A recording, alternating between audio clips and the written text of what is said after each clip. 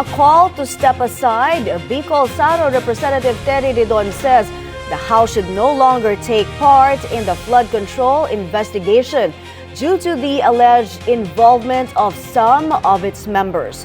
Kumuha tayo ng detalye kay Isaiah Mirafuentes ng Abante. Isaiah, latest? Yes, may maliban nga sa impeachment trial, kabilang sa hinahanap ng taong bayan sa mga mambabatas ay ang investigasyon kaugnay sa flood control scam.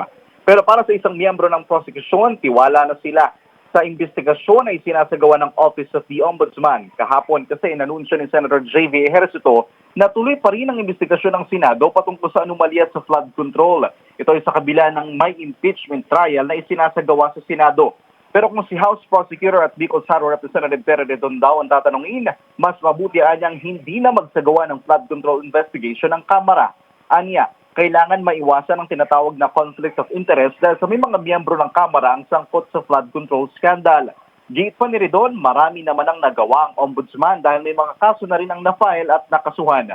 Nitong nakaraang buwan nga may naghain ng resolusyon si Batangas 1st District Representative Leandro Reviste na dapat magsagawa ang Kamara ng investigasyon sa flood control. Subalit hanggang sa ngayon ay inaabangan pa natin ang response dito ng Kamara. Nangako naman ang mga House Prosecution or House Prosecutor na hindi maapektuhan ng impeachment ang iba nilang legislative works. Isaiah, ibig ba niyang sabihin ay hindi naniniwala ang mga mambabatas na may selective justice?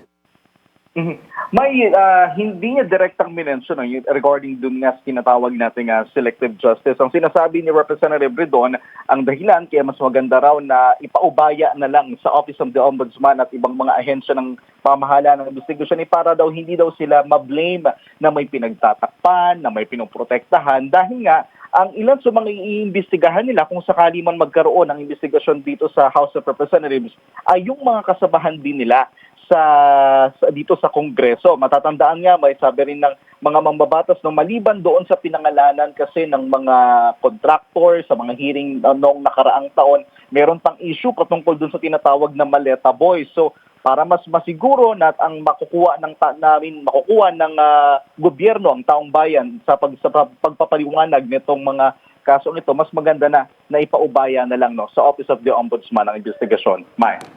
Maraming salamat, Isaiah Mirafuentes, nag-uulat.